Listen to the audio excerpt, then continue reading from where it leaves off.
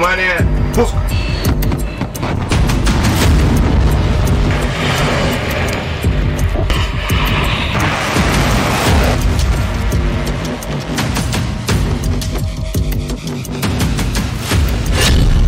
(2025) का सबसे बड़ा हमला, इस्कंदर के धरती फाड़ धमाके।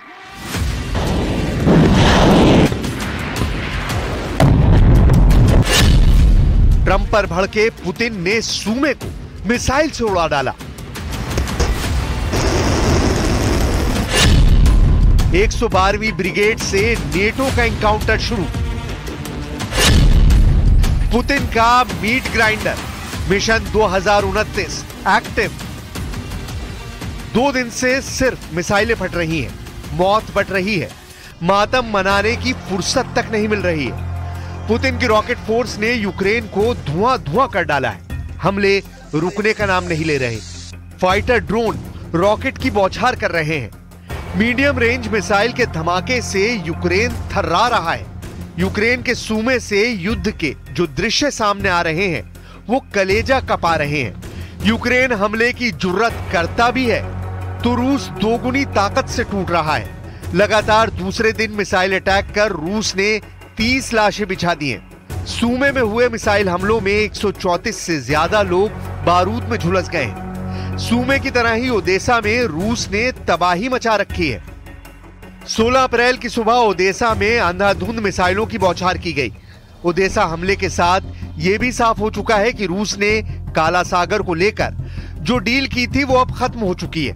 काला सागर तट पर बसे ओदेसा में रूसी मिसाइलों के हमलों से कई घर तबाह हुए हैं। यूक्रेन ने आरोप लगाए हैं कि सूमे और ओदेसा में रूस ने बेगुनाह लोगों पर बारूद बरसाया है। रूस के हमले में तूफानी रफ्तार नेटो चीफ की यूक्रेन विजिट की वजह से आई। मार्क रूटे के यूक्रेन दौरे से भड़के पुतिन ने तांडव मचा दिया। वहीं यूक्रेन पर हुए हमले के बाद मार्क रूटे ने धमकी दी है कि पुतिन से बातचीत करके युद्ध का अंत लगभग नामुमकिन है। मार्क रूटे ने एक बार फिर पुतिन को यूरोपीय देशों की पावर दिखाई है। Discussions are not easy, not least in the wake of this horrific violence. But we all support President Trump's push for peace. Other allies, including through efforts led by France and the United Kingdom, are ready, willing and able to shoulder more responsibility in helping to secure peace when the time comes. Mark रूटे के सामने Zelensky ने यह भी साफ कर दिया है कि यूक्रेन की 1 इंच जमीन भी वो पुतिन को नहीं देने वाले। मतलब ये कि ज़ेलेंस्की ने पुतिन की उन इलाकों के रूस को सौंपने की शर्त को ठुकरा दिया है जिसके लिए ट्रंप उन पर प्रेशर बना रहे हैं। Щодо територій, Україна суверенна держава і всі території належать унітарній державі Україна.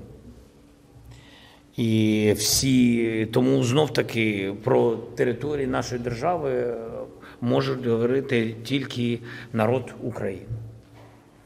І ви знаєте, що для нас це червоні лінії – визнавати будь-які території. यूक्रेन का बड़ा हिस्सा रूस के कब्जे में है। पुतिन चाहते हैं कि कब्जे वाला हिस्सा रूस का माना जाए। युद्ध समझौते से पहले रूस का टारगेट यूक्रेन के 70% इलाके पर कंट्रोल करने का बताया जा रहा है। इस लक्ष्य को हासिल करने के लिए पुतिन आर्मी ने पूरा जोर लगा दिया है। इसे ऐसे समझिए कि 1 मार्च से 26 मार्च के बीच रूस ने फरवरी की तुलना में 17% ज्यादा हमले किए। 25 से 28 मार्च तक हर दिन 200 हमले, जो 2025 में 3 दिन में सबसे ज्यादा हैं। रूस की 1.5 लाख नई सेना, 200 लड़ाकू विमान और 3000 टैंक यूक्रेन के 1000 किलोमीटर इलाके में लड़ रहे हैं।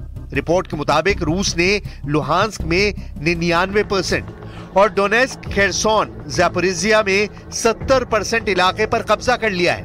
वॉर एक्सपर्ट्स का अनुमान डराने वाला है। यूक्रेन के रक्षा विशेषज्ञों ने आशंका जताई है कि पुतिन यूक्रेन के 70% इलाके पर कब्जा कर सकते हैं। रूस ने जिस दिन डोनेस्क और लुहांस्क पर फुल कंट्रोल कर लिया, उसी दिन से यूक्रेन हाफ हो जाएगा। सूमे जैसे रणनीतिक शहरों पर हमले को पुतिन का मिशन 70% का ट्रेलर माना जा रहा है। रूस बार बार यह आरोप भी लगा रहा है कि अमेरिका और यूरोपीय देश यूक्रेन के साथ मिलकर युद्ध भड़का रहे हैं। विदेश मंत्री सर्गेई लैवरोव ने आरोप लगाया है कि रूस पर लॉन्ग रेंज मिसाइल हमले में पश्चिमी देश मदद पहुंचा रहे हैं।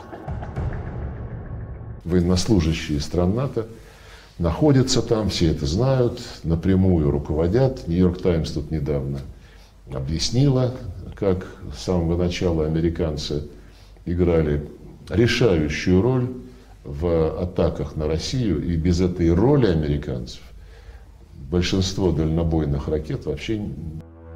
रूस यूरोपीय देशों की घेराबंदी से भी भड़का हुआ है। जर्मनी दूसरे विश्व युद्ध के बाद पहली बार लिथुआनिया में स्थायी तौर पर 5000 सैनिक तैनात करने जा रहा है।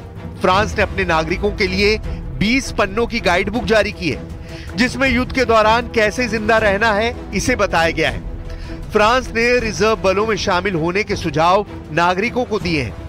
बाल्टिक कंट्रीज ने रूस बॉर्डर पर ज्वाइंट सिक्योरिटी लाइन बनानी शुरू कर दी है। बाल्टिक सिक्योरिटी लाइन में 600 बंकर, एंटी टैंक खाइयां, जंगलों में बैरियर, ड्रैगन टीथ और रॉकेट सिस्टम बनाए जा रहे हैं। यही नहीं, पोलैंड और बाल्टिक देशों ने एंटी पर्सनल माइन संधि से खुद को अलग कर लिया है। नेटो ने आशंका जताई है कि बहुत जल्द पुतिन यूरोप पर हमले शुरू कर सकते हैं। इसके लिए पुतिन सेना में 30 लाख सैनिकों तक इजाफा करने में जुटे हैं। रूस ने सालाना लगभग 1500 नए टैंक बनाने का टारगेट रखा है। रूसी सेना पुराने टैंकों को गोदामों से निकालकर फिर से युद्ध के लिए तैयार कर रही है। रूस के हथियार भंडार भी तेजी से भरे जा रहे हैं, जिससे क्रेमलिन की युद्ध नीति साफ है कि युद्ध सिर्फ यूक्रेन तक सीमित नहीं रहेगा। इसी बीच सामने आई एक जानकारी ने भी यूरोप को दहला दिया है। पिछले 20 महीने में उत्तर कोरिया ने रूस को करीब 40 लाख तोप के गोले सप्लाई किए हैं। न्यूज वायर के मुताबिक उत्तर कोरिया ने तोप के गोलों की डिलीवरी समुद्र और रेल के जरिए की है। उत्तर कोरिया से गोला बारूद से भरे 15,800 से ज्यादा कंटेनर रूस भेजे गए हैं। रॉयटर्स के मुताबिक शिपमेंट वोस्तोचनी और डूने के रूसी बंदरगाहों पर पहुंचाए गए, जहां से तोपखाने के राउंड सहित लगभग 16,000 कंटेनरों को रेल से यूक्रेनी सीमा के पास गोदाम में पहुंचाया गया। पुतिन हथियार जुटा रहे हैं, सेना बढ़ा रहे हैं, साथ ही वॉर फ्रंट पर नतीजे देने वाले कमांडर उतार रहे हैं। रूस